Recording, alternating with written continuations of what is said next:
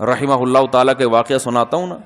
ملک کے وزیر اعظم گئے, ان کے پاس بہت بڑی رقم دی, بہت بڑی رقم. تو حضرت نے ٹھکرا دی, بولا سہ روزہ چاہیے. کیا چاہیے؟ 3 دن. اس نے کہا کہ حضرت اتنی بڑی رقم دینے والا آپ کو کوئی نہیں ملے گا, سمجھ رہے ہیں, قبول کر لیں.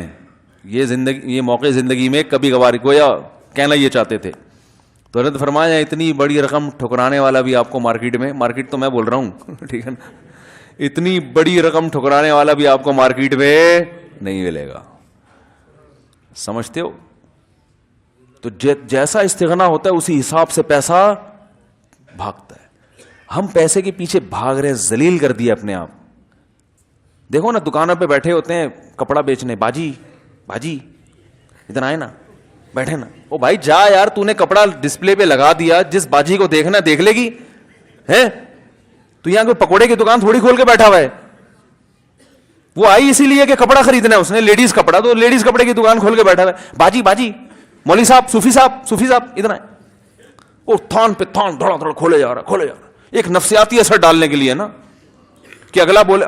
ہم تو بھائی کنفیوز ہو جاتے ہیں, کبھی کپڑا لینے جائے نا, ابے نہیں کھولا, نہیں کھول کے دے, اتنے کھول رہے. آدمی کہتا ہے یار اب نہیں لیا تو یہ بولے گا اس کو تمہارا باپ لپیٹے گا یہاں بیٹھ کے. معذرت کے ساتھ تھوڑی سی ابیوز لینگویج استعمال کر رہا ہوں, لینا نہیں تھا تو یہ کیا کون لپیٹے گا. یہ نفسیاتی اثر ڈالتے ہیں. اتنے تھان کھلوا دی اور لے ایک بھی نہیں رہے. تو آدمی مروت میں آ کے لے ہی لیتا ہے. یار اب کیا, یہ گھٹیا طریقہ ہے پیسہ کمانے کا بھائی.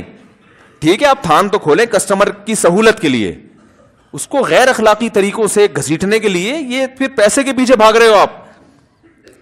پھر جو لفاظی ہوتی ہے تاجروں کی, آپ دیکھو, یہ آپ کو یہیں سے ملے گا, کہیں اور سے تو ملے گا نہیں. آپ چونکہ آپ تو مفتی صاحب ہیں, اچھا آپ کے لیے اسپیشل ریٹ ہیں, حالانکہ وہ 100 آدمیوں کے لیے وہی ریٹ ہوتے ہیں.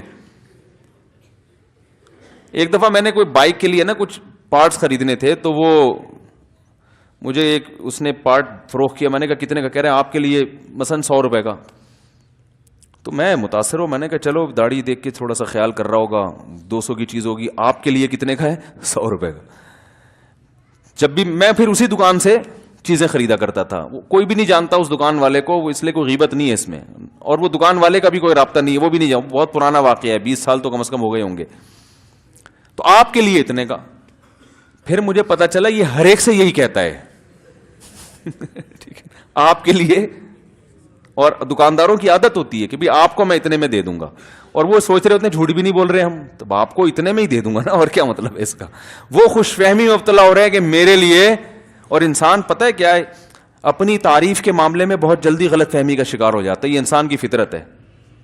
کوئی بھی آپ کی تعریف کرے نا کہ آپ میں یہ بڑی اچھی کوالٹی ہے, تو وہ نہیں بھی ہوگی نا, آپ کو یقین ہے کہ نہیں ہے, یہ کوالٹی تو ہے ہی نہیں, لیکن آپ متاثر ہو گئے یار بات بندے نے پتے کی ہے.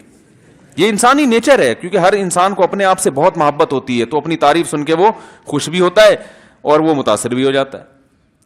تو اس لیے زیادہ اپنی تعریف سن کے نا کبھی بھی دھوکے میں آنے کی کوشش نہ کیا کریں. تو جب وہ کہتا ہے نا آپ کے لیے یہ, تو آپ سمجھتے ہیں کہ میرے اندر کوئی سرخاب کے پر ہیں, عام پبلک سے میں ذرا ہٹ کے ہوں, تو میرے لیے یہ اسپیشل کیا کر رہا ہے, رعایت کر رہا ہے. تو نبی صلی اللہ علیہ وسلم نے فرمایا جس نے آخرت کو اصل مقصد بنا لیا, دل میں غنا بھی پیدا ہوگا, یعنی سر اٹھا کے جیے گا. اور آپ صلی اللہ علیہ وسلم نے فرمایا اللہ اس کی فکروں کو بھی جمع کر دیں گے, ایسی ٹینشن والی زندگی نہیں ہوگی.